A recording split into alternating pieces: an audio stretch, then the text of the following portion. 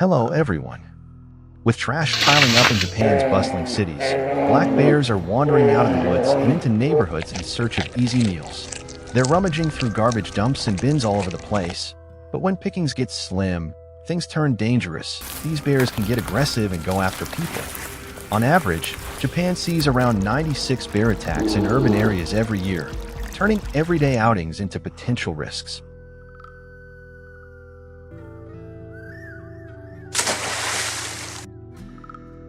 Take July 27, 2012, for example.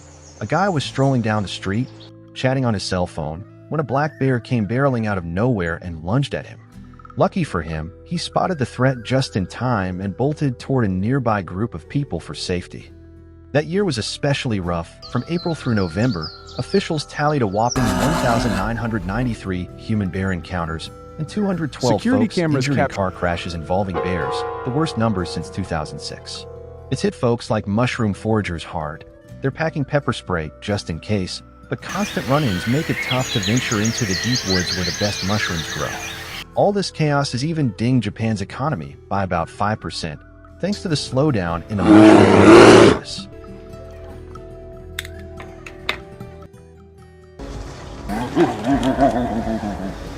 Meanwhile, in more remote rural spots, farmers sometimes turn to old-school tactics like bows and arrows to take out aggressive bears that pose real threats. This hands-on approach has helped ease immediate dangers to people and livestock, improving day-to-day life in those areas. But interestingly, despite these efforts, Japan's overall black bear population has actually grown over the years, from roughly 15,000 back in 2024 to around 44,000 today, thanks to factors like better habitat protection and changing climates. It's all about finding a tricky balance between human needs and wildlife conservation.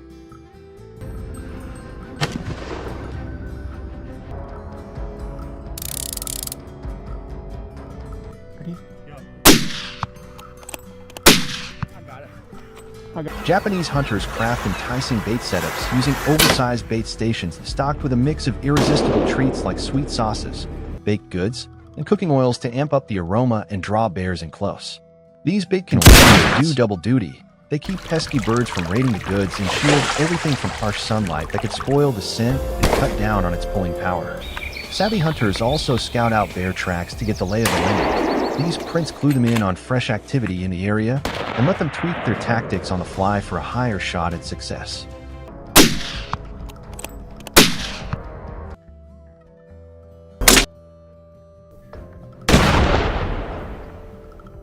With smart bait prep like this, hunters have reeled in groups of 5 or 6 bears per outing, each tipping the scales at around 400 pounds. By positioning the bait right in the bear's field of view, it grabs their full focus, pulling attention away from any nearby humans and setting up clean, accurate shots. Plus, that strong, tempting whiff from the bait works like a charm to cover up human odors, keeping the bears oblivious to the real threat lurking nearby.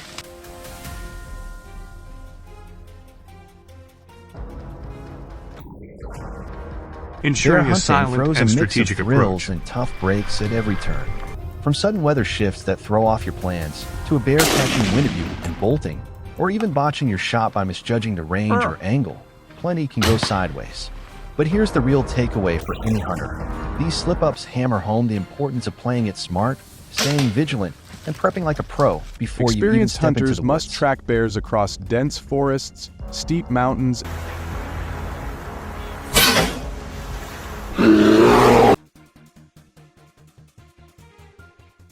If you're eyeing a black bear hunt in Japan, you've got to jump through some serious hoops set by the government. First off, you need to be at least 20 to snag a hunting license. No shortcuts there. The prime season kicks off in spring and wraps up by summer's end, running from April through September, right when those bears are out and about, super active during their mating vibes.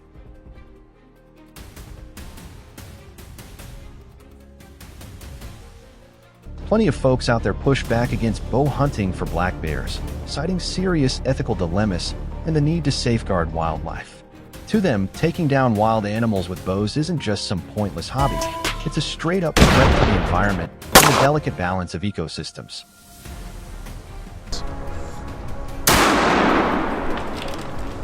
On the flip side, once black bears are harvested in Japan, the government and locals make smart, sustainable use of the fur to craft premium goods like cozy sweaters, plush mattresses, and everyday home essentials. This approach doesn't just pump new life into the local economy, it also revives aging artisan traditions, keeping cultural heritage alive and thriving, like monkeys and baboons running rampant. These critters are multiplying fast and causing some serious chaos, especially for farmers who rely on their crops to make a living. Picture this, hordes of monkeys tearing through fields, wiping out harvests, and threatening the economic lifeline of rural communities. It's not just a nuisance, it's a full-on assault on the livelihoods of millions, turning these animals into public enemy number one for local farmers.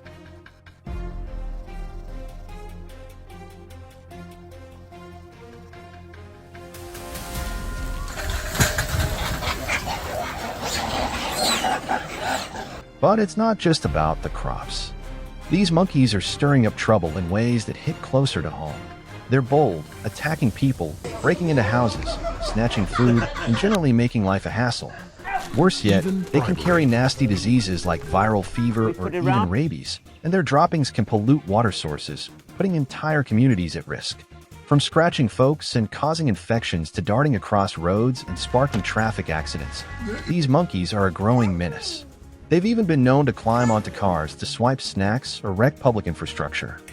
All this chaos adds up to a whopping $75 million in damages every year, creating a massive headache for South Africa's farmers and public safety efforts.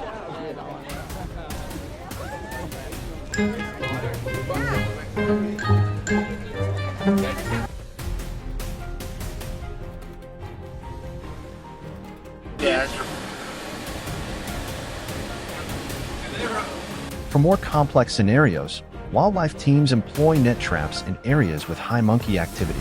These setups require meticulous planning, with nets carefully concealed and baited with enticing foods to draw monkeys in. Once triggered, the nets swiftly and securely capture the animals. In cases requiring immediate action, licensed professionals use tranquilizer darts fired from rifles or pistols to safely subdue monkeys. These experts are trained in primate behavior, skilled in precise firearm use, and adhere to strict safety protocols, ensuring the process remains humane and effective. These combined efforts reflect a commitment to balancing ecological harmony with community safety.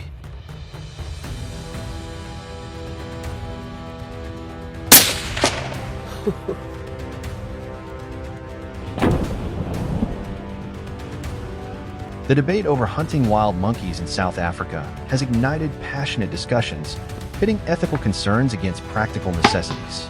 Critics argue that targeting these animals is inhumane and push for non-lethal alternatives to manage their impact.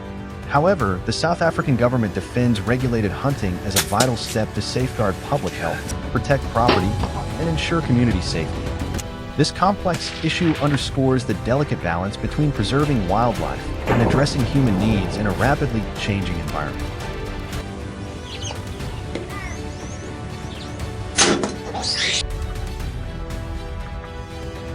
Similarly, South Africa grapples with an overpopulation of baboons, which wreak havoc on rural and suburban areas alike. These clever primates could devastate cornfields, orchards, and gardens in mere minutes, leaving farmers with significant losses. Beyond agricultural damage, baboons frequently invade homes, rummaging through kitchens and causing chaos, which heightens fear among residents near their habitats. To tackle this, the government has implemented strict regulations, including licensing for baboon hunting to control their numbers responsibly. Hunters must use silenced firearms to reduce disruption, and rules prohibit targeting young or pregnant baboons to preserve ecological balance. These measures aim to protect communities while maintaining a sustainable approach to wildlife management.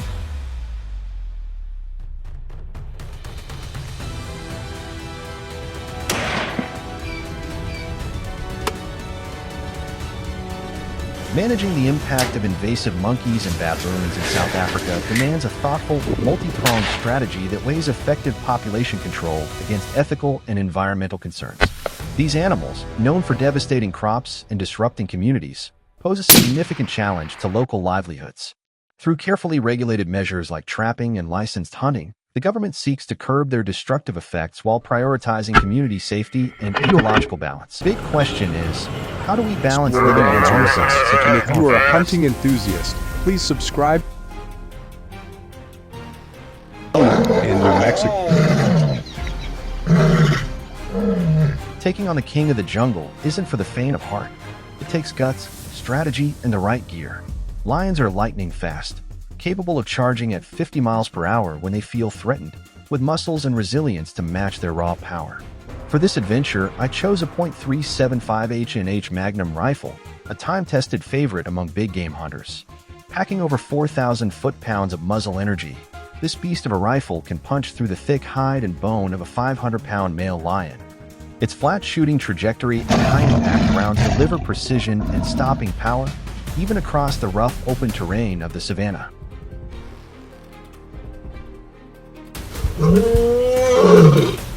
As the seasoned leader of our hunting party, I took point as the primary shooter, my senses sharpened by years in the wild. After crossing a grueling stretch of desert, I spotted a colossal lion, its golden mane shimmering under the relentless sun, every muscle taut with raw power. It was the largest beast I'd ever laid eyes on.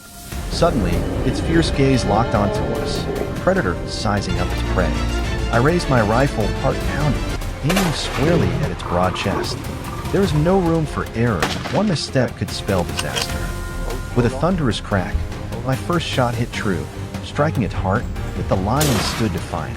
The second shot roared, and the mighty creature finally crumpled. That unforgettable clash with the titan of the wild etched itself into my memory forever.